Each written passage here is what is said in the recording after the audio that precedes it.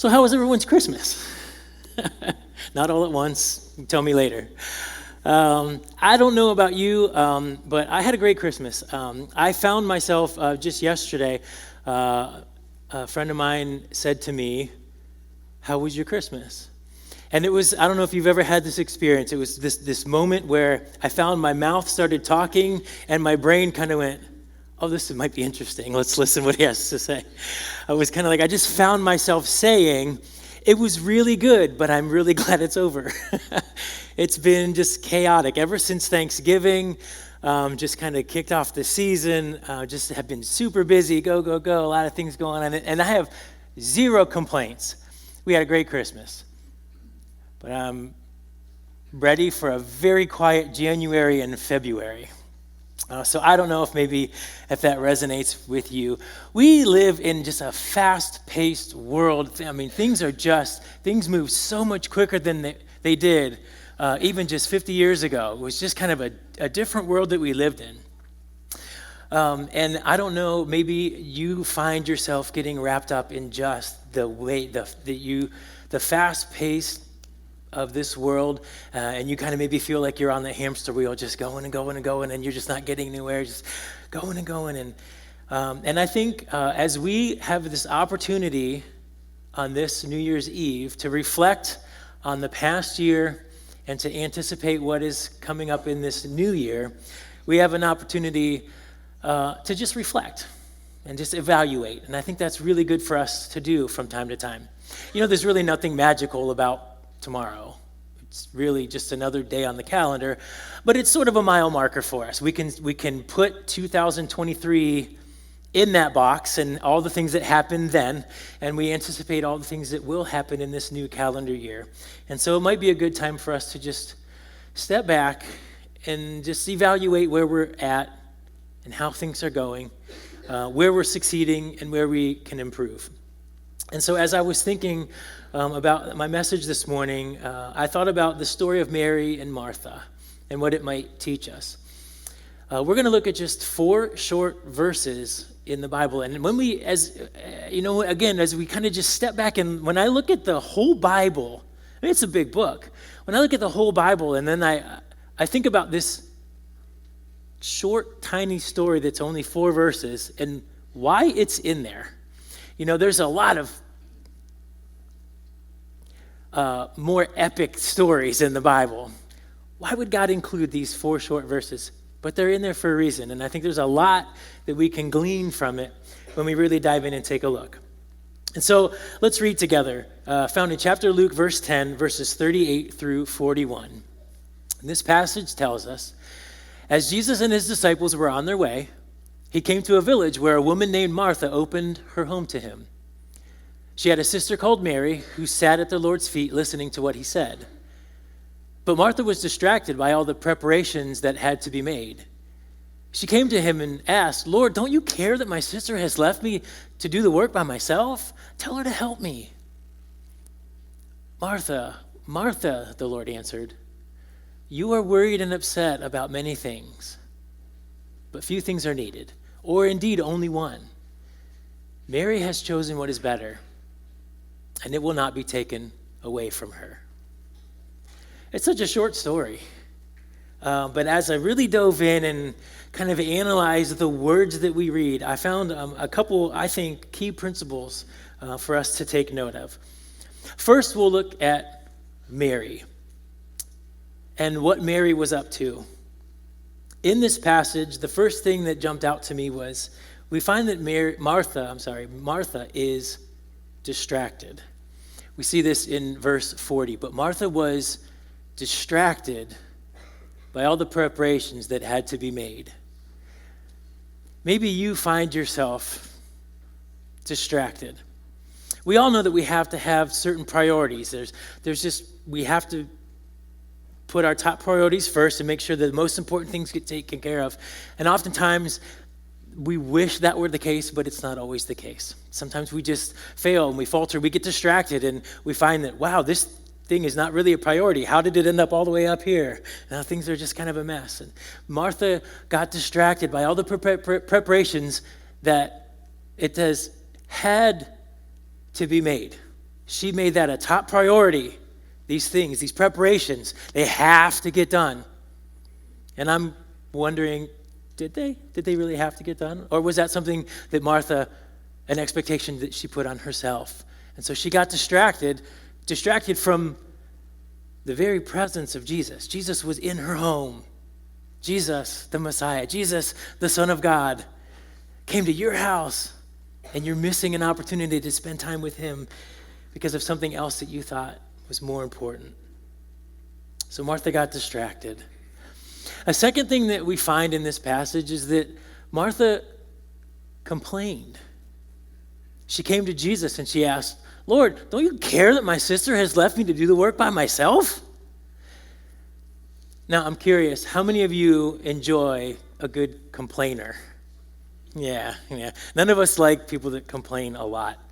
But I think if we're honest, we have to sometimes check ourselves and say, maybe I'm the complainer. Maybe I'm the one that nobody really cares for right now because I complain too much. Again, she was distracted. She had her priorities out of sync, and so she had to go to Jesus, and she just had to complain. She had to get it off her chest. Jesus, don't you even care? I'm trying to do all these things. And Mary, she's not even doing anything. She's just sitting there, and she's just being lazy. She's not helping at all, and I have to do all the work. And aren't you witnessing this? Like, you're here. You're in my home. So she complains. And then the third thing that Martha does, which I think is quite interesting, is that she gives Jesus an order. She says to Jesus, you tell her to help me. Which I always find funny in the Bible when people tell Jesus what to do. I can't imagine a scenario where I would say, hey, Jesus, listen, this is how it's going to be, okay? This is what you're going to do. This is what I want to happen, okay? All right, now you can go, right? Who am I, or who is anyone to tell Jesus how things ought to be? I think that if we have our priorities straight, and if we know who Jesus is, then we say, yes, sir. Whatever Jesus says, whatever Jesus wants, Jesus gets. Because he is the Son of God, the creator of the universe. But Martha had the audacity to say, hey, you tell her to help me. I'm expecting you to do that for me. Because these preparations need made that I think are really important.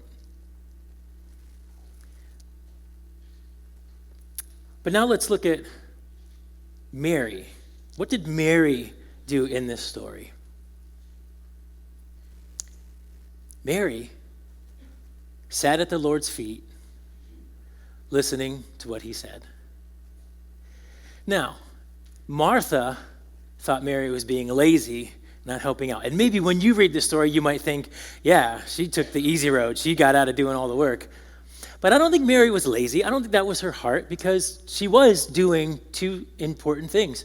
She sat at the Lord's feet, which I think was an act of humility. She humbled herself to sit at the Lord's feet, and she listened to what he said. She was engaged in a relationship with Jesus. She said, I'm going to just plant myself here at your feet. I'm going to respect you because I think I know who you are. You're the Messiah. You are the Son of God. And whatever you have to say, I need to hear. We're not told what Jesus said in that moment, but whatever it was, Mary thought that was the most important thing, was to sit and to listen, to give Jesus her undivided attention.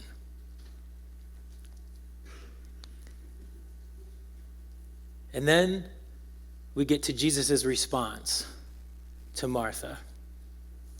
Jesus says, Martha, Martha. Now note that Jesus didn't say Martha exclamation point. He didn't go, Martha, come on, get your act together. He didn't scold her. He didn't belittle her at all. He said, I think in a comforting, compassionate tone, he said, Martha, Martha. The Lord answered. And then he said, you're worried and upset about many things, but few things are needed. Really, only one. And then I love this phrase, and I think Jesus chooses his words very wisely when he says, Mary has chosen what is better. It helps me when I read scripture sometimes to read what's not written In the same way that Jesus didn't say, Martha, exclamation point. Jesus didn't say, Mary has chosen what is good. And in saying that, imply that what Martha had chosen was bad.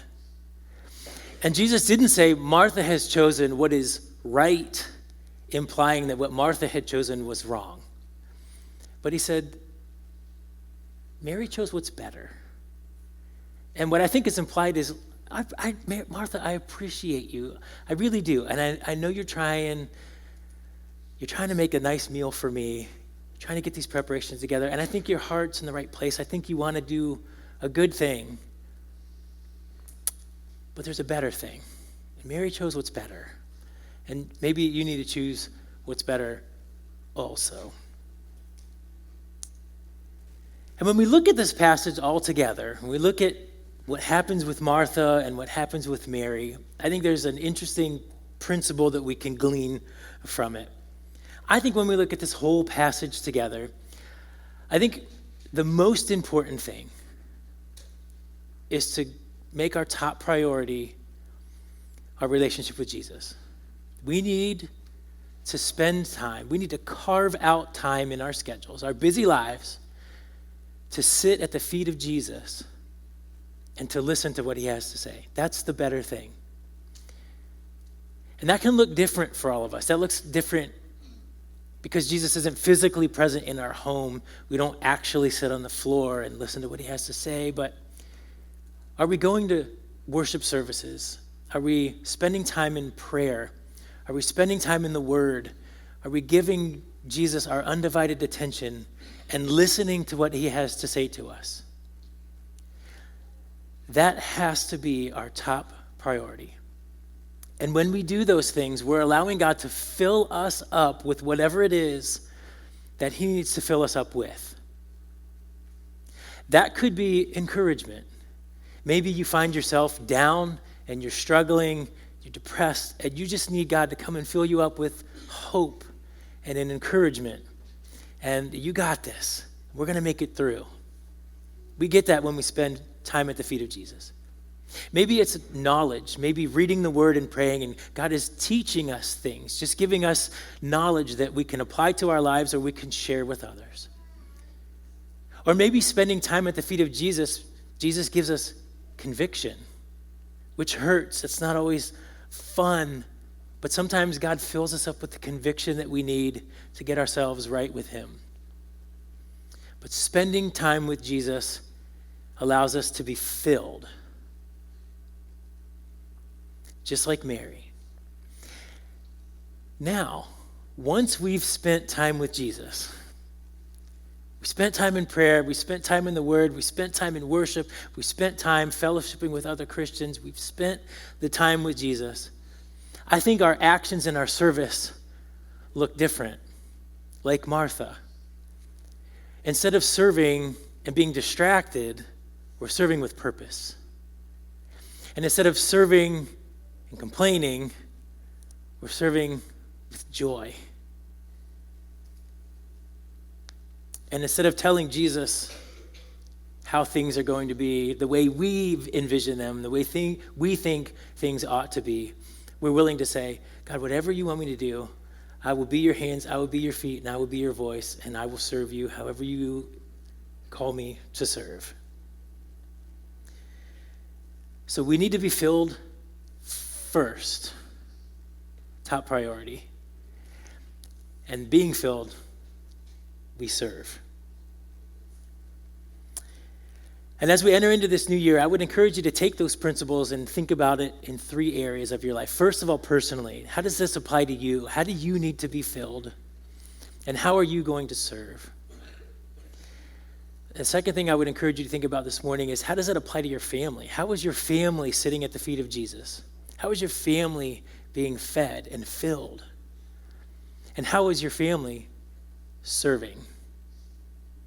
And third, how is God at work in the life of our church? How is God filling us up through our worship, through our Bible studies, through our sermons? How is God filling us up and giving us direction? And how are we as a church going out into our communities and serving, not being distracted, not complaining, not doing things on our own terms, but being fully submissive to what God wants to do.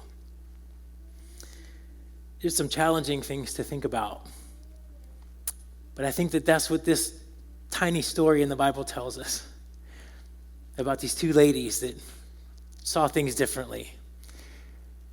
And Jesus says, Mary chose what's better. Martha, you're not wrong. You're not bad. But you have your priorities just slightly out of line. Be filled. And then from that good place, your service means so much more. This morning, we all have a choice to make. For some of us, we may have never placed our faith and our trust in Jesus Christ.